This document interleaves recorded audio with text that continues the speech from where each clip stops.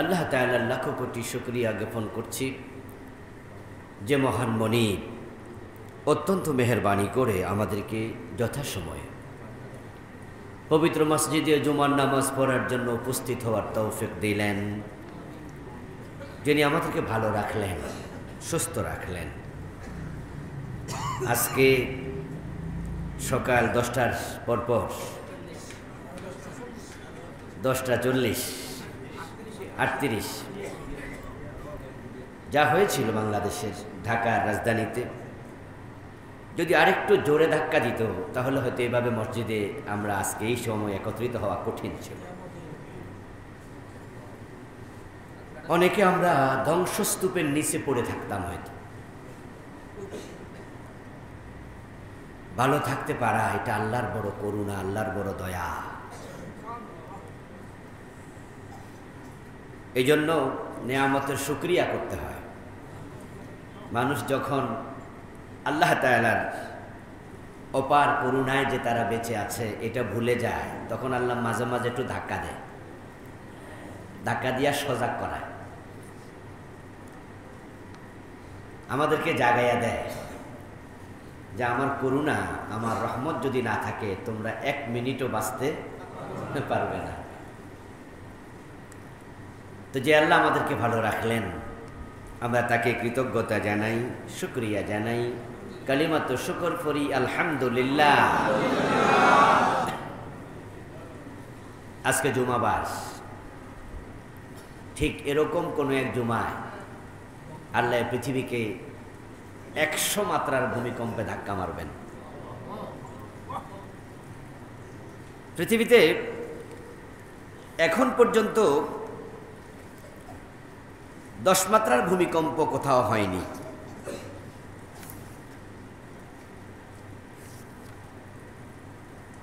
এবং 10 মাত্রার বেশি ভূমিকম্প মাপার যন্ত্র আবিষ্কারের প্রয়োজন এখনো বিজ্ঞানীরা বোধ করেনি। এই জন্য তাদের যে ভূমিকম্প মাপার রিক্টার স্কেল আছে, সে স্কেল মতে 10-এর বেশি ভূমিকম্প তারা পায়নি, মানি, দরকারও নেই। এই 10-এর নিচে যে ভূমিকম্প, অতটুকুতেই সুবহানাল্লাহি ওয়া বিহামদি পৃথিবীর কত বড় বড় শহর ধ্বংস হয়ে গিয়েছে।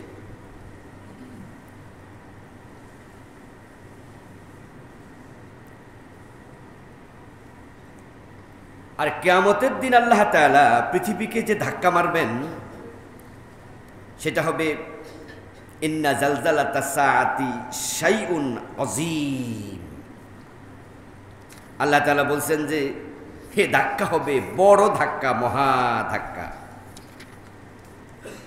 কিয়ামতের এই ধাক্কায় আল্লাহ তাআলা পৃথিবীকে 100 মাত্রার ভূমিকম্পে যে ধাক্কাটা হয় সেটাই দেবেন। এবং যেদিন এটা তিনি করবেন সেটাও এই শুক্রবার থাকবে। তো আজকেও কি বার ছিল? শুক্রবার, জুমাবার।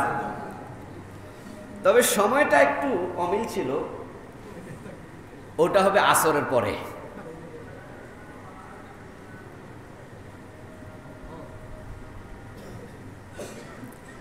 উনিশশো 1556-তে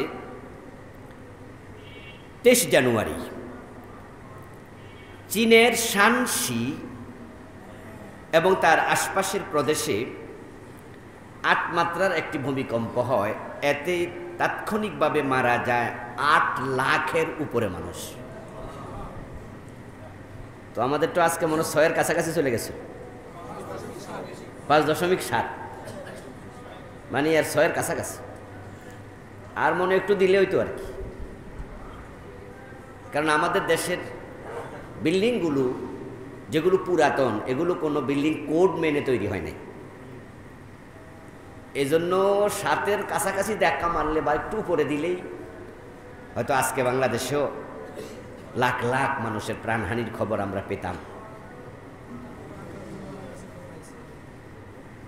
এবং পুরান ঢাকাতে, আপনারা তো সবাই পুরান ঢাকায় গেছেন যেহেতু আমরা ঢাকার মানুষ, ওখানে বিল্ডিং যে কাইট হয়ে পড়বে, পড়ার জায়গাও নেই, সব বইয়ের পাতার মতো, মানে একটা বইয়ের পাতা যেরকম আছে এরকম পড়ে যাবে, মানে বিল্ডিংয়ের তলাগুলো একবার লেফটে যাবে। আল্লাহর কত বড় দয়া। 1755 সালের 1 নভেম্বর পর্তুগালের রাজধানী লিপসনে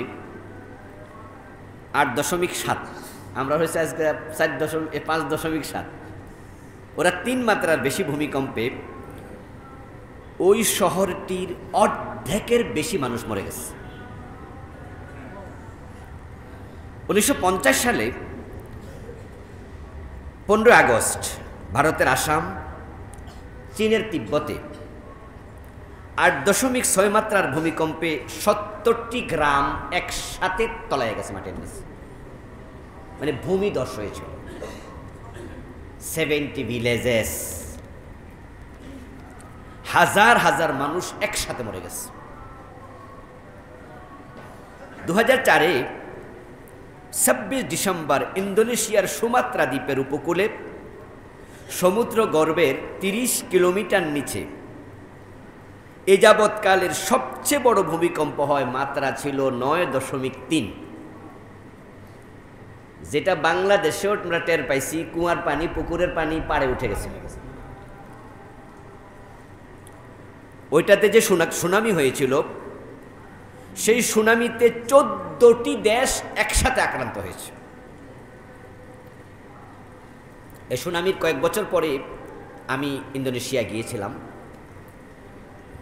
তো সেখানে বালি দ্বীপে বিল্ডিং দেখেছি সর্বোচ্চ 5 তলা, 4 তলা, 6 তলা বিল্ডিং আমার চোখে পড়েনি খুব একটা। তো সেখানে পুরা বালি দ্বীপ, সেটা হচ্ছে ভারত মহাসাগরের পেটের ভিতরে, এটা নামে তো দ্বীপ, আর ছিল মহাসাগরের পেটের ভিতরে। সেখানে ওই ধাক্কার সময় 2004-এ সমুদ্রের পানির উচ্চতা হয়েছিল 30 ফিট। তো বিল্ডিং যদি 3 তলা হয় তাহলে 30 ফিট হয়, তাও কম।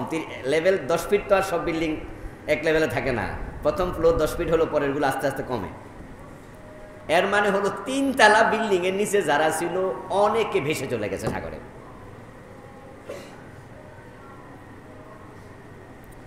2015-তে নেপালে ভূমিকম্প হয়েছিল 8.1। ঠিক সেদিন আমি নেপালে থাকার কথা ছিল। আল্লাহর কি কারিশমা, আমরা সম্ভবত 15-20 জনের একটা টিম নেপালে যাব হিমালয় দেখার জন্য। তা আমার যারা সঙ্গী ছিল সবার ভিসা হয়েছে, আমার পাসপোর্ট ফিরাই দিছে, কারণ আমার পাসপোর্টে 6 মাস মেয়াদ থাকা লাগে, এন্ডিং মেয়াদটা কিছুদিন কম ছিল। তা আমার পাসপোর্ট ফিরাই দিয়ে বলছে যে আপনার পাসপোর্ট রিনিউ করে নিয়ে আসেন, আপাতত হবে না। আমার মনটা একটু খারাপই হলো। বাকিরা সবাই গেল, এবং যেদিন এই ভূমিকম্পটা নেপালে হলো তারা রাজধানী কাঠমান্ডুতে ছিল। আমি পরে তাদের ওই দিন খোঁজ নিয়েছি, কিন্তু মোবাইল তো অফ, যারা রোমিং করে নিয়েছে। ভাবলাম একটু ফোন দেই, দেখি কারো মোবাইলে ঢোকে না। পরে দেশে আসার পরে জানলাম যে তারা ওই টাইমে সকালবেলা ভূমিকম্পটা ছিল। আজকে আমাদের বাংলাদেশের যে টাইমটা ঠিক এজ লাইক এজ। বললো আমরা ওদের ন্যাশনাল মিউজিয়ামে ঢুকছিলাম, মাত্র আমরা মিউজিয়ামের গেট পর্যন্ত উঠানে গিয়েছি, এর মাঝে ভূমিকম্প শুরু হয়েছে। তো একজন আমাকে বলল, হুজুর আপনি কি মাইকেল জ্যাকসনের নাচ দেখছেন, মানে বোঝানোর জন্য। তো আমি বললাম যে মাইকেল জ্যাকসনের নাচ আমি দেখিনি। কত পুরুষ মানুষ, মহিলা মানুষ না দেখলে না যায় হইব না, আপনি একটু দেখেন। আমি কই কেন? হে যেভাবে নাচে আমরা ওইভাবে নাচছি, মানে বুঝাইতে যাই আমার বলতেছে, হে যেভাবে তিরিং বিরিং করে নাচে, আমাদের মনে হচ্ছিল যে আমরা মাটির উপরে ওরকম নাচতেছি। এর পরের বছর আমি নেপালে গিয়েছিলাম, রিনিউ করার পরে আমি নেপালে গিয়েছি। আবার গিয়ে দেখেছি বিল্ডিং অনেকগুলো ওই অবস্থায় পড়ে আছে। একটা 8 তলা বিল্ডিং আমি দেখেছি একবার বইয়ের পাতার মতো সেপ্টে করে আসছে। তো আমাকে ওই দেশি ভাইয়েরা জানাইলেন, নেপালের লোকেরা ইন্ডিয়ার একবারের সাথে, তো অনেকেই এমন হিন্দি বলে বাংলার মতোই, কেউ কেউ বাংলাও জানে। তো বলল যে আমরা তো অনেক গরিব, যার কারণে বিল্ডিংগুলাকে এখনো যে আমরা উদ্ধার করব এই সামর্থ্য সরকারের নাই। পরিত্যক্ত অবস্থায় অনেক বিল্ডিং পড়ে আছে এরকম ফাটলে, আমি নিজে দেখছি আর পড়া তো দেখছি। আল্লাহর বড় দয়া, আজকে আল্লাহ তাআলা আমাদেরকে হেফাজত করেছেন, এই জন্য আমরা আল্লাহকে আরেকবার শুকরিয়া জানাই, পড়েন আলহামদুলিল্লাহ। প্রসঙ্গ আসছে ভূমিকম্পের একটা ফিরিস্তি দিলাম, বইটা আমার সাথে ছিল, এই জন্য পরকাল নিয়ে আজকে কিছু কথা হবে। তো এটা আমার লেখাই বই, ওহিরানায় পরকাল, সংগ্রহ করেছেন অনেকে, যারা করেন নাই করবেন। 500-র উপর হাদিস এনেছি, অনেক তথ্য আমি এখানে জমা করেছি আলহামদুলিল্লাহ। সম্মানিত দিনী ভাইয়েরা, আমরা ধারাবাহিক আলোচনা করছিলাম কোরআন মাজিদের ছোট ছোট সূরাগুলো নিয়ে, যেগুলো আমরা নামাজে পাঠ করি। তো আমরা সেই ধারাবাহিকতায় আজকে আলোচনা করতে চাই সূরাতুল কাউসার। গত জুমা আমরা আলোচনা করেছি কোন সূরা? সূরা আল মাউন। সূরা আল কাউসার পবিত্র কোরআনের 108 নম্বর সূরা, আয়াত নাম্বার 3, আয়াত সংখ্যা 3। কোরআনে এর চেয়ে ছোট সূরা আর নাই। আকসারুস সুওয়ারি মিনাল কোরআন, কোরআনের সবচেয়ে ছোট সূরা। তবে এই সূরাতে প্রিয় নবী মুহাম্মদুর রাসূলুল্লাহ সাল্লাল্লাহু আলাইহি ওয়াসাল্লামকে আল্লাহ এতটা সম্মানিত করেছেন যে এই জন্য সম্মানের দিক থেকে আমাদের নবীর এই সূরা হচ্ছে আযম। সূরাতে এটা আকসার, কিন্তু সম্মানের দিক থেকে এটা মহান একটি সূরা। আল্লাহ তাআলা প্রিয় নবী সাল্লাল্লাহু আলাইহি ওয়াসাল্লামকে তিনি লক্ষ্য করে বলছেন, ইন্না আ'তাইনাকাল কাউসার, হে রাসূল আমি আপনাকে কাউসার দিয়ে দিলাম। প্রেক্ষাপট মক্কা অবতীর্ণ সূরা। প্রেক্ষাপট হলো নবীজির সন্তানের ইন্তেকাল। নবীজি সাল্লাল্লাহু আলাইহি ওয়াসাল্লামের 3 জন পুত্র সন্তান ছিলেন, 4 জন কন্যা সন্তান ছিলেন। পুত্র সন্তান 3 জনই প্রিয় নবীর জীবদ্দশাতে তাদের বাল্যকালে তারা ইন্তেকাল করলেন। তার মাঝে 2 জন ইন্তেকাল করলেন মক্কায়, আরেকজনের জন্ম হয়েছে মদিনায় 8ম হিজরিতে, তার ইন্তেকালও হয়েছে মদিনাতেই। তো সূরাটি মাক্কি। নবীজির দ্বিতীয় সন্তান, পুত্র সন্তানের মাঝে দ্বিতীয় জন, প্রথম জনের নাম ছিল কাসেম। ওই সন্তানের নাম ধরে রাসূলকে তারা ডাকতো আবুল কাসেম, কাসেমের বাবা। আমাদের বাংলাদেশের সন্তানের এভাবে অমুকের বাবা তমুকের বাবা ডাকার একটা সংস্কৃতি বিভিন্ন এলাকাতে আছে। তো নবীজির প্রথম পুত্র সন্তান কাসেম, উনার নাম ধরেই মানুষ রাসূলকে আবুল কাসেম ডাকতেন। তিনি ইন্তেকাল করলেন বাল্যকালে। তারপরে পুত্র সন্তান, উনার নাম আব্দুল্লাহ। এই আব্দুল্লাহর সাথে উনার আরো 2টি নাম ছিল পরিচিত উপনাম, একটা হলো তাহির আর একটা তয়্যিব। তাহলে উনার মোট কয়টা নাম হলো? 3টা। শেষ পুত্র সন্তানের নাম ছিল ইব্রাহিম রাদিয়াল্লাহু তাআলা আনহুম আজমাইন। ইব্রাহিমের জন্ম মদিনায়, ইন্তেকালও মদিনায়, কিন্তু মক্কায় থাকতে দ্বিতীয় পুত্র সন্তান আব্দুল্লাহ যখন ইন্তেকাল করেন, তখন মক্কার এক পাপিষ্ঠ দুরাচার আস ইবনে ওয়াইল, এই পাপাচার মক্কার মানুষদেরকে নবীজির পুত্র সন্তানের ইন্তেকালে সে উৎফুল্ল হয়ে আনন্দিত হয়ে বলতে থাকলো, আবতারা মুহাম্মদ, নাউজুবিল্লাহ পড়েন, মুহাম্মদ নির্বংশ হয়ে গেছে। মানে তার 2টা ছেলে ছিল, আগে একটা মরে গেছে, আজকে আরেকটা মরে গেছে। তাহলে তার এখন আর ছেলে সন্তানই নাই, মেয়ে সন্তান আছে। আর মেয়েদের দ্বারা বংশের পরিচয় হয় না। বংশের পরিচয় হয় কি দিয়া? ছেলেদেরকে দিয়ে। এই জন্য আপনি যদি ভূঁইয়া বংশের ছেলের কাছে আপনার মেয়ে বিয়ে দেন, আপনি নবাব হইল, আপনার মেয়ের সন্তানরা কিন্তু নবাব পরিচয় দেবে না। আপনি না, আপনি নবাব। সে পরিচিত হবে তার দাদার পরিচয়, সে হবে ভূঁইয়া। তো মুহাম্মদ সাল্লাল্লাহু আলাইহি ওয়াসাল্লামের ছেলে তো নাই, দ্বিতীয় ছেলে ছিল, সে মরে গেল। তাহলে এখন সে বংশহীন, নির্বংশ। আস ইবনে ওয়াইল মক্কার মানুষকে বলতে থাকলো, মুহাম্মদকে নিয়ে আর আমাদের মাথা ব্যথা নাই, ওকে নিয়ে হেডেক নেওয়া দরকার নাই। কয়দিন পরে সে মরে যাবে, তার বংশ যেহেতু নাই, তার নাম নেই আর লোকও নাই। নাউজুবিল্লাহ। সে মানুষকে বলল, ফাহুয়াল আবতার কদ আবতারা মুহাম্মদ সাল্লাল্লাহু আলাইহি ওয়াসাল্লাম। নাউজুবিল্লাহ। সে বলল, মুহাম্মদ বংশহীন হয়ে গেল, নির্বংশ হয়ে গেল, লেজ কাটা হয়ে গেল, জর কাটা হয়ে গেল, শিকড় কাটা হয়ে গেল, মুহাম্মদের আর কোনো শিকড় নাই। আরে মানুষ বলে, কাটা ঘায়ে লবণের ছিটা। এমনি রাসূলের সন্তান মরে গেছে, দ্বিতীয় পুত্র সন্তান, উনি তো দারুণভাবেই ব্যথিত, উনি মাহজুন, উনি চিন্তিত। এই টাইমে সে যদি আবার এই কথাগুলো বলে, আরো কষ্ট লাগে না? ওই কাটা ঘায়ে নুনের ছিটা দেয়।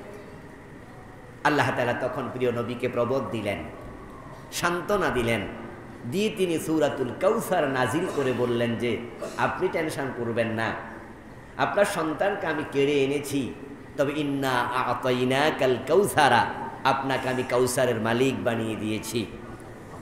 আর আয়াতের শেষ অংশ 3 নম্বর আয়াত, ইন্না শানিআকা হুয়াল আবতার।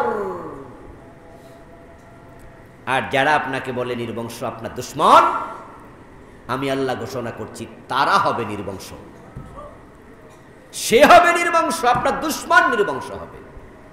তার নাম পৃথিবীতে কেউ শ্রদ্ধার সাথে নেবে না। আর ওয়ারাফা'না লাকা যিকরাক, অন্য আয়াতে রাসূলকে আল্লাহ বলছেন টেনশন করার কোনো কারণ নাই, আপনার নাম নেবে না তো কি হয়েছে, ছেলে নাই, নেয়ার মতো লোক আমি আল্লাহ তৈরি করে দেব, এমনভাবে আপনার নামকে আমি আল্লাহ সাজাবো, এমন ডিজাইনে আমি সেট করে দেব, আমার নাম যেখানে আপনার নাম উচ্চারিত হবে সেখানে। আজানের মাঝে, আত্তাহিয়াতুর মাঝে আমরা আত্তাহিয়াতু পড়ি না? আশহাদু আল্লা ইলাহা ইল্লাল্লাহু ওয়া আশহাদু আন্না মুহাম্মাদান আবদুহু ওয়া রাসূলুহু। প্রতিনিয়ত কতবার, কত লক্ষ বার, কত কোটি বার। আর মুয়াজ্জিনরা তো কানের ভিতরে আঙ্গুল দিয়ে বারবার এলান করছে, ঘোষণা করছে, আশহাদু আন্না মুহাম্মাদার রাসূলুল্লাহ। পৃথিবীতে কোন মানুষের নাম এতবার উল্লেখ হয়, দুনিয়াতে সেকেন্ড পারসন আর কেউ নেই। খ্রিস্টানদের নবী হযরত ঈসা আলাইহিস সালাম, তাদের সংখ্যাও কিন্তু বেশি। পৃথিবীতে বর্তমান খ্রিস্টানের সংখ্যা 250 কোটির বেশি, আর আমাদের সংখ্যা 200 কোটির কাছাকাছি। তারা সংখ্যায়ও বেশি, তাদের দেশও কিন্তু বেশি, তাদের ক্ষমতাও দুনিয়ায় বেশি। কিন্তু তাদের নবী ঈসাকে তারা আমাদের নবী মুহাম্মদের মতো এত স্মরণ করে না।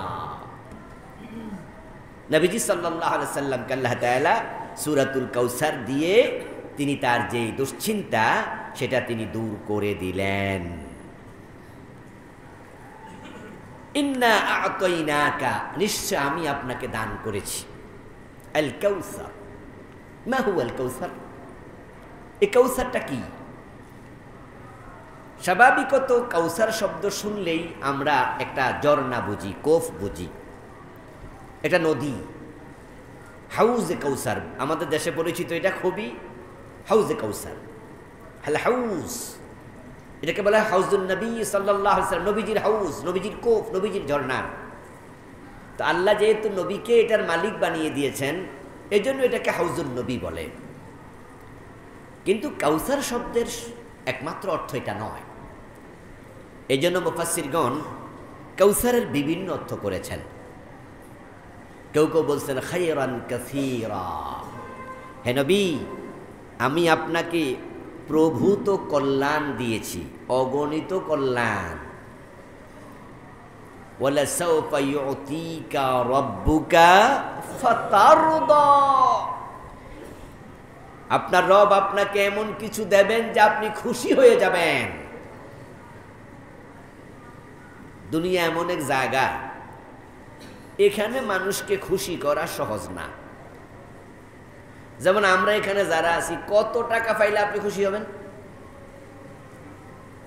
খুব জটিল, খুব জটিল প্রশ্ন এটা। বরং এই পৃথিবীতে চাহিদা সবচেয়ে বেশি কার জানেন? ধনী মানুষের। গরিব যত হয় মানুষ, চাহিদা তত কমে। মানুষ যত ধনী হয়, চাহিদা তত বাড়ে। এজন্য এখানে মানুষকে দিয়ে তৃপ্ত করা কঠিন। এজন্য প্রিয় নবীজি বলেছেন যে কবরের মাটি ছাড়া মানুষের পেট পূর্ণ হবে না। অর্থনীতি আপনারা যারা পড়েছেন, আমিও ছোট মোটো একটু একটু পড়ছি। অর্থনীতিতে চাহিদার যেই বিষয়টা, সংজ্ঞাটা, শুধু অভাবকে চাহিদা বলে না। যদি আপনি চারদিকে চারটা রেখা আঁকেন, চতুর্ভুজ অঙ্কন করলেন, আর চাহিদাকে এর ভিতরে কেউ ঢুকাতে চায়, ঢুকবে না, বরং চতুর্ভুজের রেখা সেট করে চাহিদা বের হয়ে যাবে। মানুষের চাহিদাকে কখনো রেখা দিয়ে একে বন্দি করা যায় না। তাই কোনো একজন বাঙালি কবি লিখেছেন, এই দুনিয়া হায় সেই বেশি চায়, যার আছে ভুরি ভুরি, রাজার হস্ত করল সব কাঙ্গালের ধন চুরি। এসালম গ্রুপ। আমি যখন ক্লাস 2-3-তে পড়ি, আজ থেকে 35 বছর 36 বছর আগে, তখন এই রাস্তায় আমি দেখেছি ঢাকা চট্টগ্রাম রোডে এসালম বাস। আজকে হয়তো খুব লাক্সারিয়াস, তখন এত লাক্সারিয়াস ছিল না। কিন্তু রোডে যে কয়টা লাক্সারিয়াস গাড়ি ছিল, তার মাঝে একটা একটা এসালম বাস। তো তাহলে তারা 30-36 বছর আগেই বড় লোক, আগেই ধনী, নতুন ধনী না। তো এবারে ওরা ইসলামী ব্যাংকের 18টি শাখা থেকে বিদেশে টাকা পাচার করছে 80,000 কোটি। অভাব লাগছিল? আজীব, হতবাগা মানুষ। এ দুনিয়ায় তাদেরকে আল্লাহ যতই দেয় তারা খুশি হয় না। কিন্তু নবীজিকে আল্লাহ বলছে, ওয়ালা সাওফা ইউতিকা রাব্বুকা ফাতারদা, আমি আপনাকে এমন দেব যে আপনি খুশি হয়ে যাবেন। সুবহানাল্লাহ। কি দেয়া রাসূলকে আল্লাহ দিছে? এই কাউসার এর ভিতরে আছে। দুনিয়ায় দিয়েছি সবচেয়ে বেশি সম্মান ইজ্জত। শুধুমাত্র সম্মান ইজ্জত নয়, নবীজি এমন একজন মানুষ, তার সাহাবারা তাকে এত প্রাধান্য দিত, উনাকে হেফাজত করার জন্য হাসতে হাসতে জীবন দেওয়ার মতো সাহাবা ছিল অগণিত, যারা বাস্তবেই নবীজির জন্য জীবন দেবে, এক কদম পিছাবে না। এমন একটা জামাত আল্লাহ তৈরি করেছিলেন রাসূলকে, উনার জীবদ্দশায় দেখিয়েছেন। এবার বলুন তো, এমন মানুষ রাসূলকে ভালোবেসে জীবন দিয়ে দিতে পারে এমন লোক আজকের দিনও আছে না নাই? এই মসজিদও 2-1 পাবেন। বাস্তবেই সে নবীকে তার জীবনের চেয়ে বেশি ভালোবাসে। এমন ভালোবাসা পৃথিবীর কেউ কোনো মানুষের জন্য দেখায় না। ওয়ালা সাওফা ইউতিকা রাব্বুকা ফাতারদা, আমি আপনাকে এটা দিয়েছি। এই মানুষটাকে জীবনে কোনোদিন দেখলাম না, উনার কোনো কথা আমরা নিজ কানে শুনলাম না। না দেখে একজন মানুষের সাথে কোনো রকমের রিলেশন জাগতিক নাই, এরপরও একটা মানুষের জন্য এমন ভালোবাসা পৃথিবীর মানুষের অকল্পনীয়, কল্পনাতীত। খায়রান কাসীরা, সম্মান, ইজ্জত, প্রাধান্য কোনটা দেই নাই? নবীজি বলছেন, লাউ কানা লি মিসলু উহুদিন যাহাবা, উহুদ পাহাড় যদি আমার জন্য স্বর্ণ হয়ে যেত আমি খরচ করতাম। এটা পরের শব্দ, কিন্তু আগের শব্দ প্রমাণ করে আল্লাহ নবী যদি চাইতেন উহুদ পাহাড়কে তার জন্য স্বর্ণ বানিয়ে দিতেন। কোনটা তার ছিল না? ইন্না আতাইনা কাল কাউসার, আপনার সন্তান কেড়ে নিয়েছি, মন খারাপ করবেন না। তারা আপনাকে আফতার বলে, মন খারাপ করবেন না। আমি তো আপনাকে প্রভূত নিয়ামত, প্রভূত কল্যাণ দিয়েই দিলাম। আর আখেরাতে, আখেরাতে আনা সাইয়্যিদুন নাস ইয়াউমাল কিয়ামাতি ওয়ালা ফাখর, আল্লাহ রাসূলকে জানিয়েছেন কিয়ামতের দিন আমি আপনাকে সকল মানুষের নেতা বানাবো, সব মানুষের, সবার লিডার। এটাও কাউসারের অংশ। খাইরান কাসীরা। নবীজি বলছেন আনা হামিলু ইয়াউমাল কিয়ামাতি, আনা হামিলুল হামদ, আনা হামিলু লিওয়াইল হামদ ইয়াউমাল কিয়ামাতি তাহতাহু আদামু ফামান দুনা। হাসরের দিন আল্লাহ তাআলা একটা প্রশংসার পতাকা বানায়া আমার হাতের মাঝে দেবেন। ওই পতাকাটা আমি হাতে নিয়ে দাঁড়াবো। আদম থেকে ঈসা পর্যন্ত যত নবী দুনিয়া আসছে, সব নবী আমার পতাকার তলে এসে দাঁড়াবে। সম্মান কাকে বলে? নবীজি বলছেন কিয়ামতের দিন আল্লাহ তাআলা হাসরের ময়দানে বিচারকের আসনে বসবেন। উনার পাশে একটা চেয়ার বানাবেন। ওই চেয়ারের নাম হচ্ছে মাকামে মাহমুদ, প্রশংসার চেয়ার, প্রশংসার জায়গা। ওই চেয়ারটা বানাইয়া আল্লাহ সে চেয়ারে তার সব মানুষ, আদম থেকে প্রলয় পর্যন্ত যতজন এসেছে আসবে, সবার মাঝে শুধু একজনকে বসাবেন। আশা করি আমি হব সেই লোক। এজন্য আমরা কিন্তু আযানের পরে দোয়া করি, ওয়াবআসহু মাকামাম মাহমুদানিল্লাযী ওয়া'আদতাহু। হে আল্লাহ, মাকাম মাহমুদের কথা তুমি তোমার রাসূলকে ওয়াদা দিয়েছো। হ্যাঁ, ফাতাহাজ্জাদ বিহি নাফিলাতাল লাক আসা আন ইয়াবআসাকা রাব্বুকা মাকামাম মাহমুদা। হে নবী, আপনি তাহাজ্জুদ পড়ুন, নাফিলাতাল লাক, এটা আপনার জন্য অতিরিক্ত ফরজ। মুফাসসিরুন ব্যাখ্যা করছেন তাহাজ্জুদ সব মানুষের জন্য নফল, কিন্তু রাসূলের জন্য এক্সট্রা একটি ফরজ ছিল, অতিরিক্ত। নফল মানে অতিরিক্ত।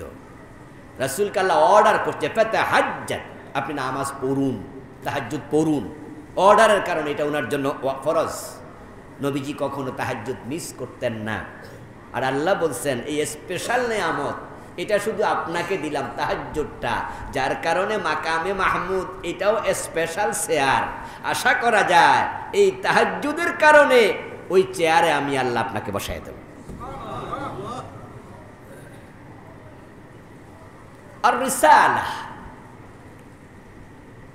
খাইরান কাসীরা, কাউসার, এর মাঝে রিসালাত, নবুওয়াত, আর একটা হলো আল কোরআন।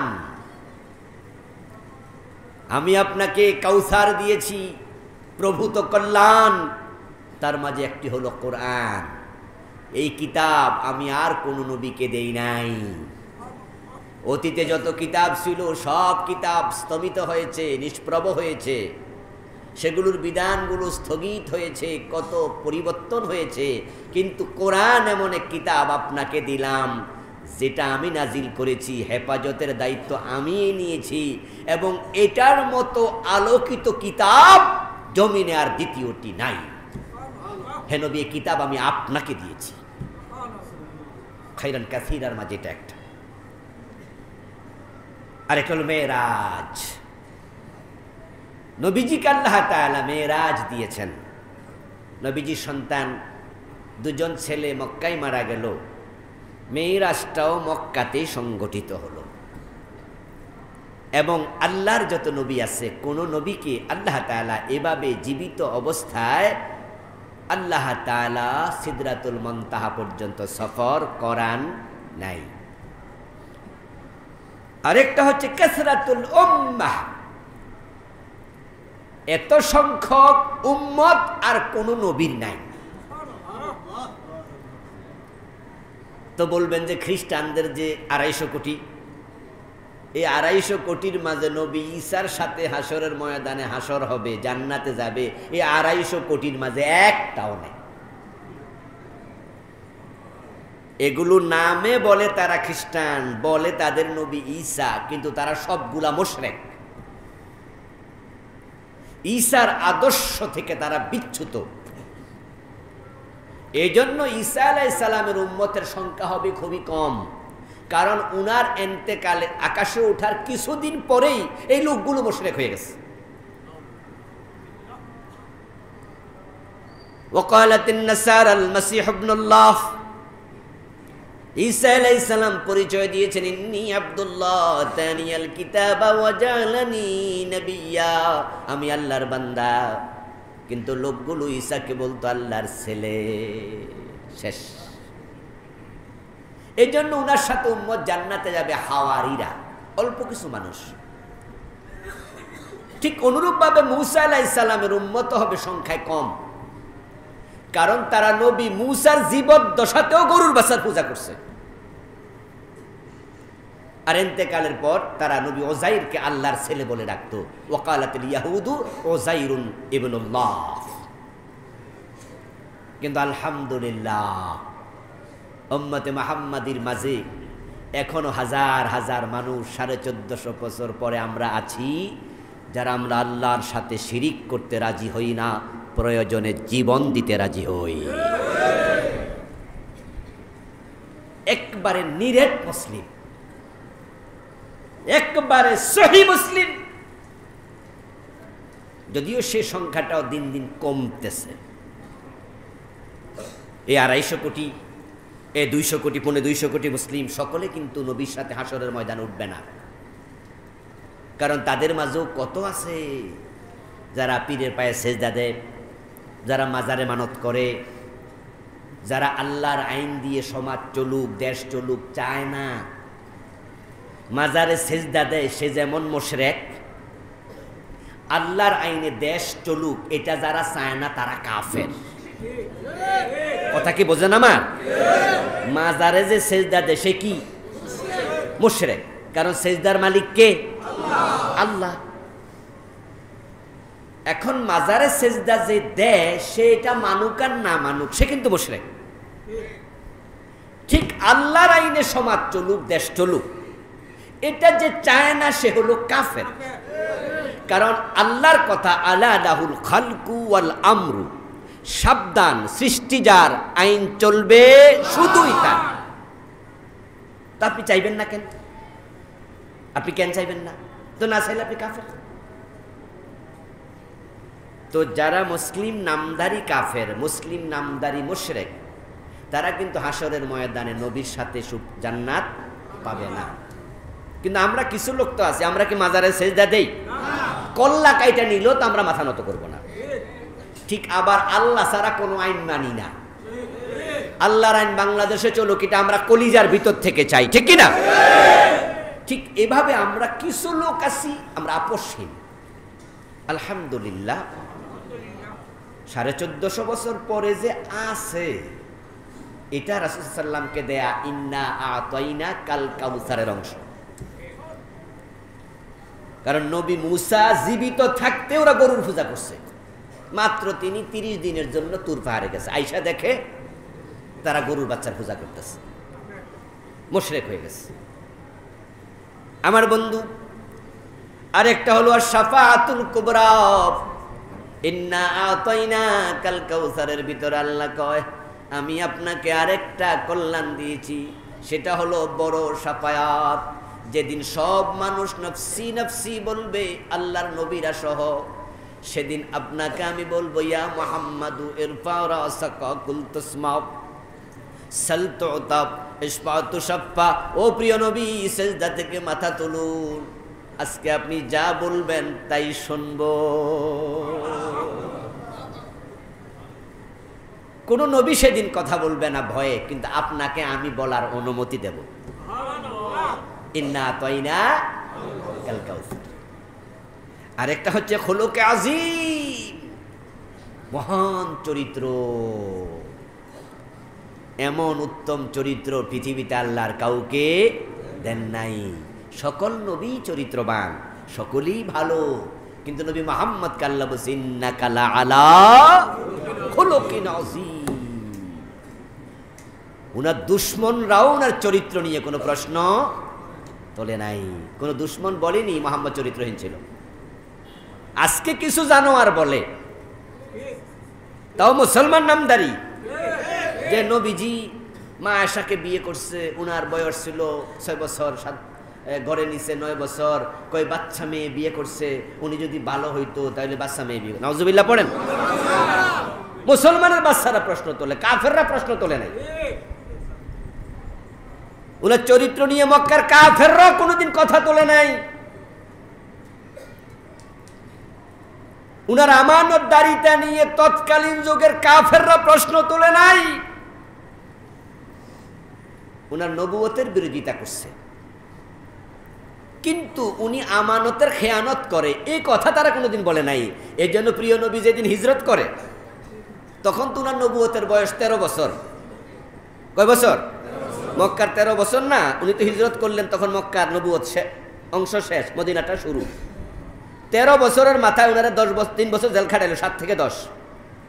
এত শত্রুতা, কিন্তু রাসূল হিজরতের রাতে হযরত আলীর কাছে অনেকে টাকা পয়সা বুঝাই দিছে, আলী আমি তো মদিনা চলে যাচ্ছি, ঘোষণা দিয়ে তো যাইতে পারবো না, ওরা আমার বিরোধিতা করবে, আমারে মেরে ফেলবে, তো ঠিক আছে আমার কাছে অমুকের টাকা আছে, অমুকের টাকা আছে, অমুকের এই আছে, অমুকের এই আছে, আমি চলে যাচ্ছি, তুমি এগুলা দিনের বেলা ওদের বুঝাই দিও।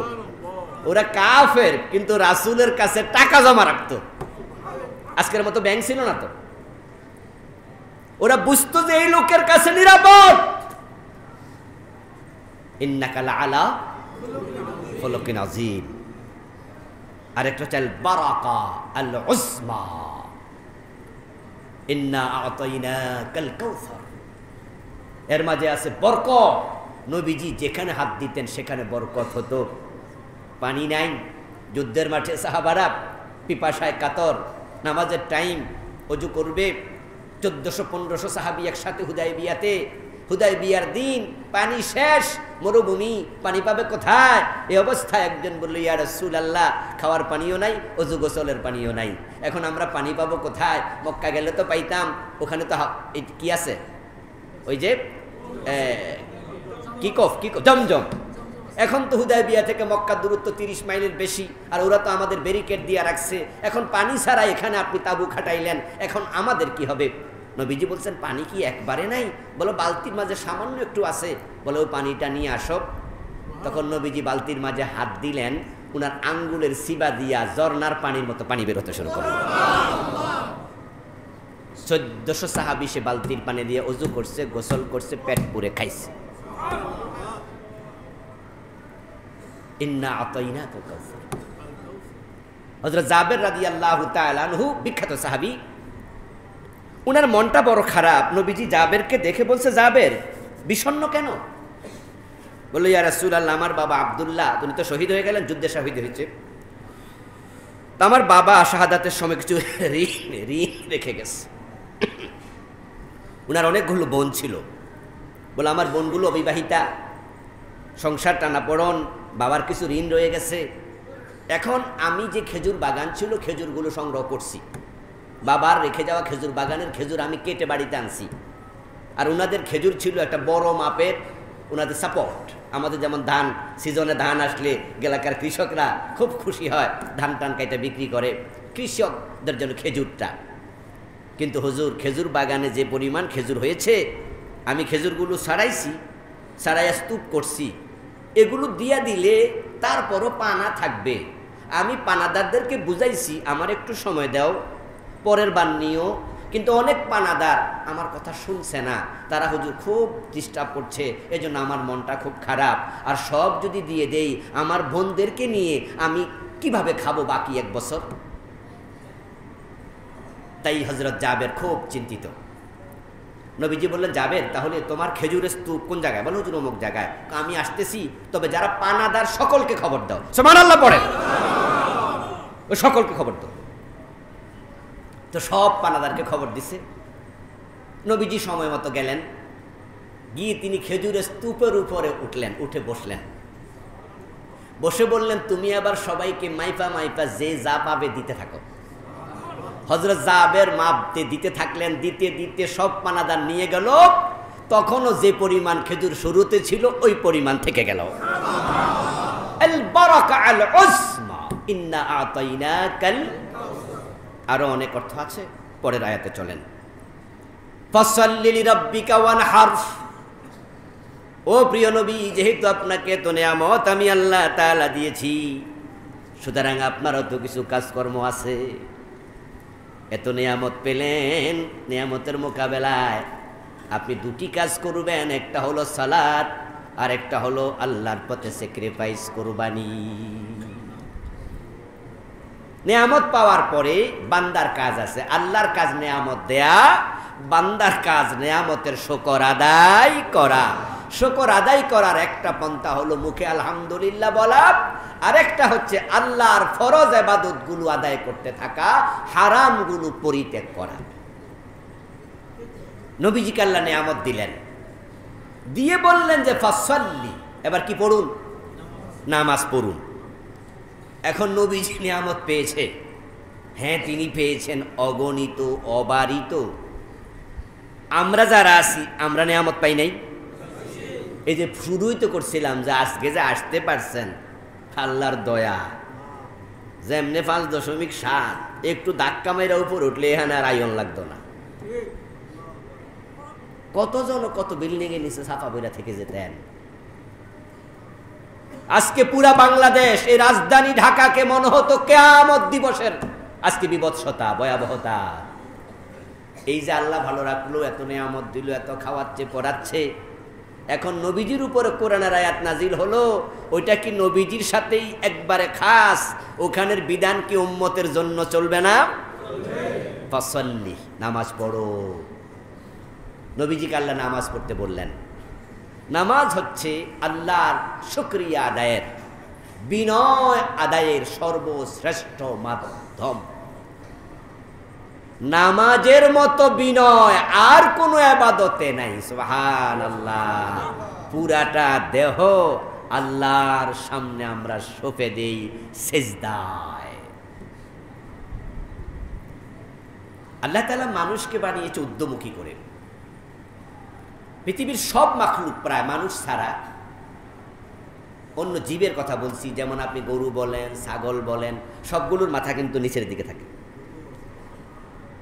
ওদের ডিজাইনটাই এমন। মুরগি বলেন, মুরগি, হাঁস, হাঁস সবার কিন্তু থুতনি মাথা এভাবে, কিন্তু আমাদেরটা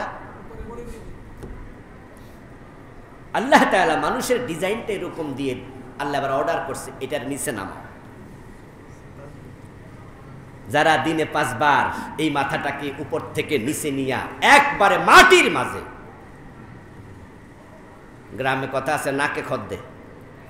আগে তো এক সময় কারোর বিচার করলে যদি অপরাধ একটু কম হইতো তাহলে বলতো যে 10 হাত আঁক মার আর এই খদ দিয়ে যাক। এই নাকের খদ দেয়া মানে হচ্ছে নিজেকে একবারে নিস্তেজ, নিঃশেষ করে দেওয়ার মতো। এই শরমের কথা, নাকে খদ দেওয়াইছে। আল্লাহ দিনে 5 বার আমাদের নাক, কপাল তার পায়ের মাঝে ঠেকাইয়া তিনি বোঝেন যে তারা আমার কাছে বিনয়ী, আর আমরাও বুঝাই দেই আল্লাহ তোমার কাছে আমাদের কোনো অহংবোধ নাই। আমরা আমাদের সর্বস্ব তোমার কাছে লুটাইয়া দিলাম। আকিমিস সালাতা লিযিকরি। আল্লাহ কোরআনে বলে সালাত তুমি পড়বা ও নবী, ফাসাল্লি। কেন? লিযিকরি, আমার কথা মনে রাখো। আমি তোমাকে নিয়ামত দিয়েছি, নিয়ামত যিনি দেন কেড়ে নেয়ার ক্ষমতা তার 1 সেকেন্ডে কেড়ে নিয়ে যেতে পারে। আল্লাহু আকবার, আল্লাহু আকবার। আমি মাঝে মাঝে উদাহরণ দেই বিভিন্ন রকম। আপনাদের এখানে গত কয় জুমা আগেও বলেছি, সাভারের রানা প্লাজা 1 সেকেন্ডে রানা কি হয়ে গেল। আমি ওকে চিনি তো, যার কারণে উদাহরণটা দেই আর কি। বিল্ডিংটা চিনি, মালিকরেও চিনি। কি হয়ে গেল তার এই 1-2 মিনিটের ভিতরে সব শেষ, পুরো জীবনটা তছনছ। এই জন্য ফাসাল্লি, নামাজ পড়ো, বিনয়ী হও, বিনয়ী হও, বিনয়, বিনয়, অহংকারী হইও না। কিন্তু আমাদের তো অনেকের ফ্যাটে অহংকার জায়গা হয় না, অহংকারের ঠেলাও ফ্যাট মোটা হয়ে যায়, বাবার বুক উঁচু হয়ে যায়। হামসার মান্ধান করে নিস, আমার মতো আর কেডা আছে? নহ নহ ওয়ানহার, এবং আপনি কোরবানি করুন। ওট কোরবানি করাকে বলা হয় নহর। আর গরু ছাগল, দুম্বা মহিষ, এগুলো কোরবানি করাকে বলা হয় যাববাহ। গরুকে বলা হয় যাববাহ, ফাযবাহু, জবেহ করো। ইন্নী আরা ফিল মানামে আন্নী আযবাহুক। ইসমাইলকে ইব্রাহিম বলেছে, আমি স্বপ্নে দেখেছি আমি তোমাকে জবেহ করছি। এটা নহর না, এটা যাবাহ। আর ওট জবেহ করাকে বলা হয় নাহর। ওট জবেহ করার সিস্টেম আর গরু ছাগল জবেহ করার সিস্টেম আলাদা। ওটকে দাঁড়ানো অবস্থায় তার কণ্ঠনালী বরাবর আঘাত করে জবেহ করা হয়। এখন ওটের কথা আল্লাহ কেন বললেন? ওয়ানহার না বলে ওয়াজবাহ কেন বললেন না? ফাসাল্লি লিরাব্বিকা ওয়াজবাহ, যে আপনি আপনার রবের জন্য নামাজ পড়ুন এবং আপনি জবে করুন। ওয়ানহার কেন বললেন? কারণ গরু, ছাগল, দুম্বা, ওট দাম বেশি কোনটার? সাইজে বড়, লম্বা কোনটা? আল্লাহ বুঝাইলেন নেয়ামত যেহেতু বেশি দিছি, কোরবানিও বড়টা।